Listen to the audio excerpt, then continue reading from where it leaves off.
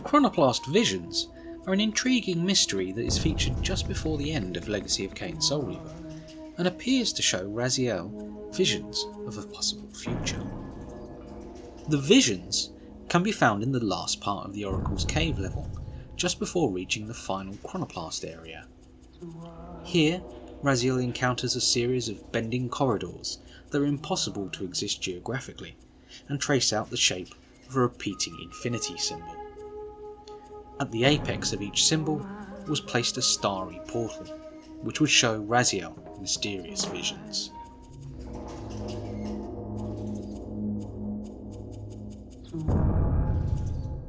The first vision showed Raziel's revival as a wraith in the Elder God's lair in the underworld.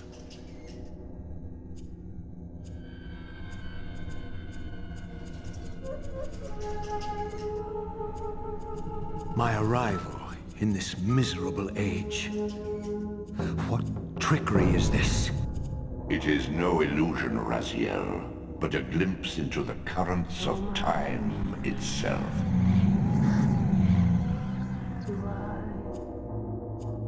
The second vision showed Kain shattering the Soul Reaver against Raziel at the Sanctuary of the Clans.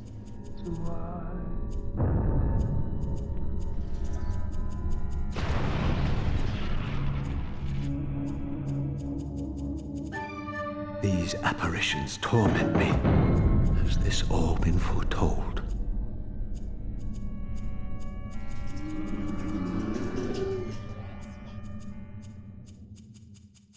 The third vision showed Raziel discovering the tomb of the Seraphim.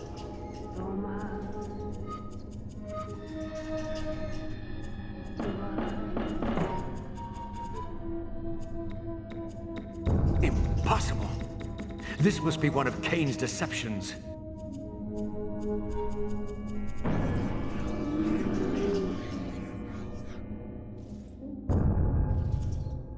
All of the first three visions showed events that had taken place in the course of the story of Legacy of Kain Soul Reaver. The next three visions, however, showed events which had yet to take place.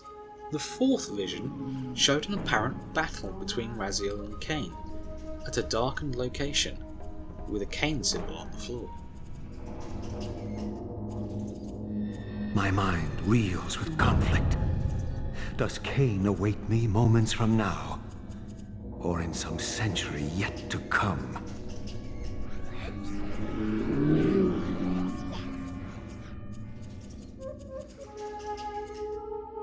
The fifth vision showed Raziel striking down Ariel with the Wraithblade in an unknown location, with the Wraithblade glowing bright yellow as a result. This cannot be. What madness does this scene portend? Kain must think me credulous to suffer these lies.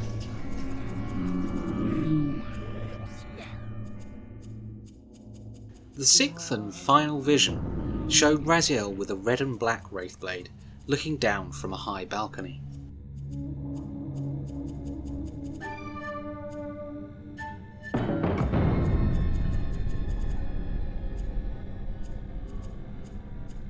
Is this phantasm a conjuration of my mind, or an echo of future events? So what exactly do these visions represent? And do we actually see the fulfillment of them going forward? To answer this, we have to look into the development of Legacy of Kain Soul Reaver and the alpha versions uncovered recently, as well as peeking forward into its sequels.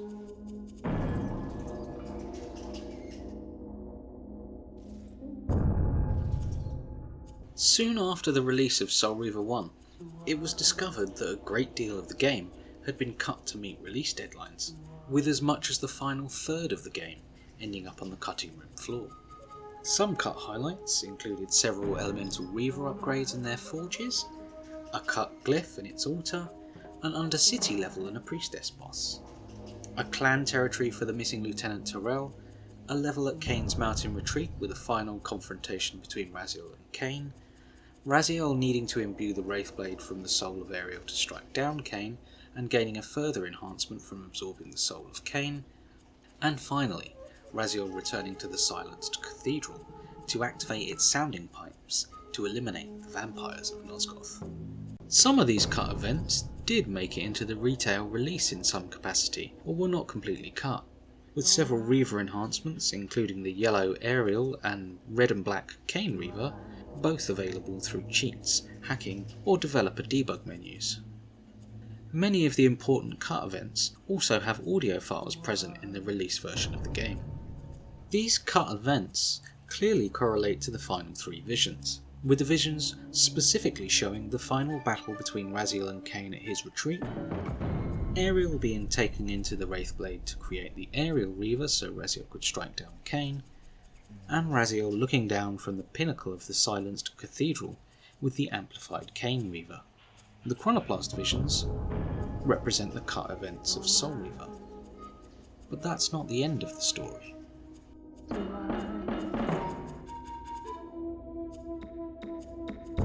In the years after the release of Legacy of Kain Soul Reaver, many of the cut sequences would be reintegrated into the series in a slightly altered fashion. Indeed, many later games expanded upon and completed previously unused and unfinished concepts. Such was the case for Soul Reaver 2, which at its climax featured Raziel gaining the Fire Reaver, witnessing the death of Yanis Audrin, and then looking down from the high balcony of Yanis' retreat, with the Fire Reaver drawn in a sequence which mirrored the final Chronoplast vision. It later emerged that another earlier version of the sequence was present in the game, with different camera angles, showing that developers had intentionally remodelled the scene to match the vision. Defiance 2 had scenes resembling the visions, with Raziel and Kain involved in a third battle at Avernus Cathedral, and in an emotional scene, Raziel took a restored Ariel into the Wraithblade to imbue the Spirit Reaver. In all 3 cases, the scenes seemed to have been intentionally designed to mirror the visions, but all had minor differences, such as the orange Fire Reaver substituting for the red and black Kain Reaver, the Earth Plinth substituting for the Kain symbol, Kain being armed with the Reaver, the blue and yellow Spirit Reaver substituting for the yellow Ariel Reaver, and the manner of Ariel's sacrifice being generally more gentle and willing. The locations of the scenes differed as well, but many were obscured or unclear in the original visions. This ultimately gave the impression that the events of Soul Reaver 2 and Defiance represented attempts to reintegrate the visions, albeit in a slightly different manner than originally envisaged. But that too isn't the end of the story.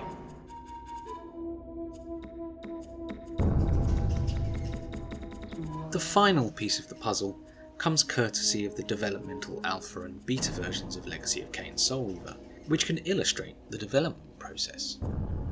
In some of the first betas available to the public, representing development from mid-May 1999, the Chronoplast visions are incomplete. The textures are unfinished, and the visions themselves simply display the Crystal Dynamics logo. But betas from late June, a month later, have the completed visions as videos, as seen in retail. Developmental alphas and betas made public in 2018 to 2020 filled in the rest of the gaps. An early June beta was discovered in 2018, which contained all of the visions as rooms accessible through the developmental debug menus, presumably created at the same time the visions themselves were created and recorded. This showed that each of the visions had their own unique rooms. In the case of the early visions, they were simply copies of the rooms that existed as part of the retail game. But the later visions contained unique environments not seen elsewhere. Movie 6, the Kain Room, contained a particularly impressive chamber, which could not be seen in the darkened environment of the video. The rooms also highlighted that not all of the environments were as they seemed, with Movie 4, Ariel's room, appearing to be a copy of a room from Raziel's territory, with darker lighting and fog to mask its true origins. Interestingly, at this time, the visions themselves show Raziel gaining the red and black Reaver from Ariel's sacrifice, rather than the yellow Reaver seen in retail. Finally, The alpha versions of the game unveiled in 2020, which were created in January and February 1999, showed further details of the original areas, and for the first time allowed us to see the deleted areas of Soul Reaver 1. Surprisingly, despite many of the famous cut areas being found virtually completed, there was no trace of the movie rooms from the June beta, and the area for the Chronoplast visions was not even present. This also showed that other areas in the movie rooms appeared to be based on copied areas that had been adapted, with the movie 5 room representing the pinnacle of the Silence Cathedral not present along with the other pinnacle areas, but instead appearing to be adapted from a section of the smokestack in Tyrell's lair. Kain's Retreat is the only area known to have further levels that are as yet unseen, and could potentially include the one seen in the movie 6 room. Another interesting wrinkle on this is the presence of the Reaver enhancements used throughout development.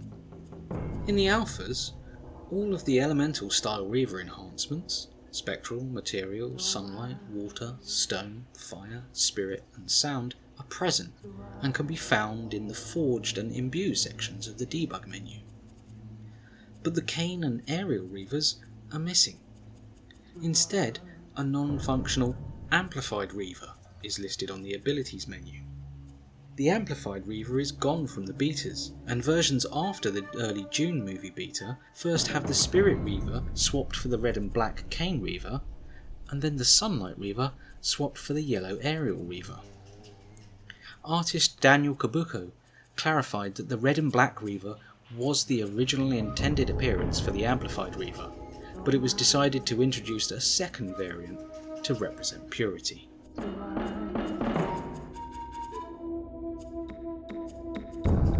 Ultimately, putting these together gives us a very interesting timeline concerning the Chronoplast visions.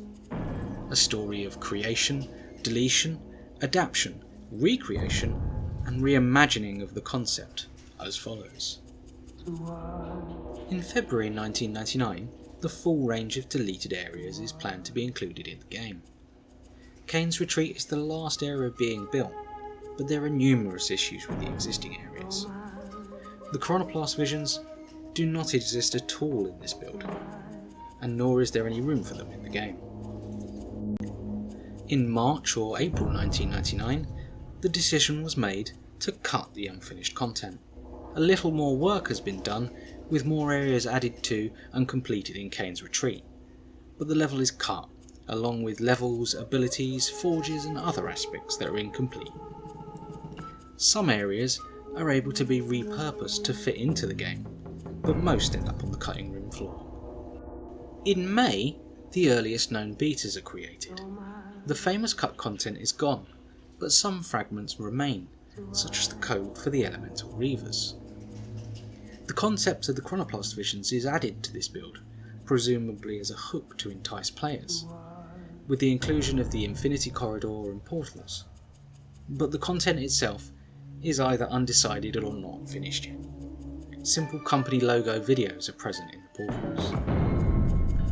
By early June, another beta has been created, and the first with the Chronoplast visions. The areas in them are actually present as rooms within the game that can be accessed through debug menus. For whatever reason, potentially to not limit developers going forward, the original locations are not used in these shots, or otherwise intentionally obscured. Raziel's clan territory serves as a stand-in for the location of Ariel's death, and the remains of Tyrell's serve as a stand-in for the pinnacle.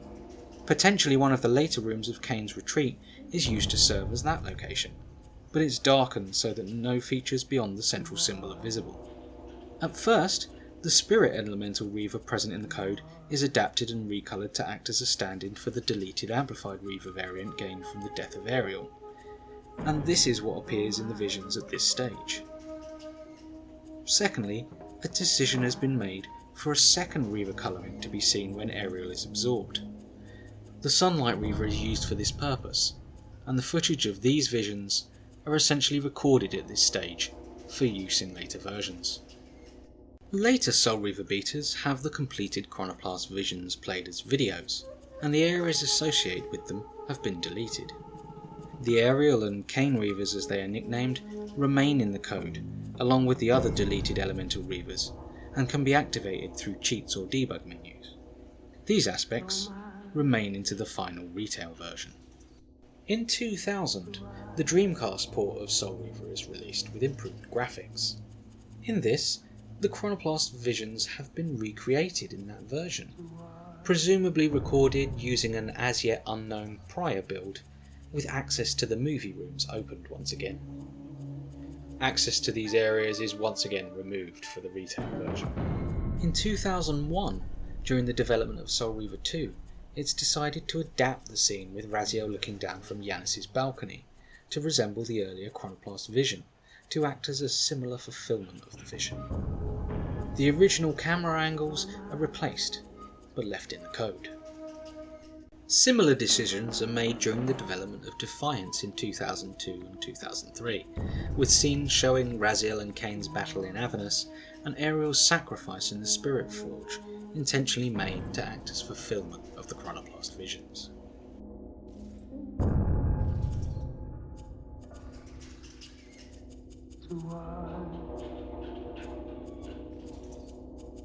So, ultimately, the Chronoplast visions represent something of an incomplete history, a series of cut content that was deleted from Soul Reaver that the developers knew was public. However, they were not literally the cut areas themselves, but instead a selection of stand-ins and recreations, and on occasion heavily obscured potential deleted areas to wink at knowing players and entice them for the future, without explicitly giving details away or limiting themselves creatively for the future. And when the time was right, the developers recalled the imagery to act as fulfillment of prophecy.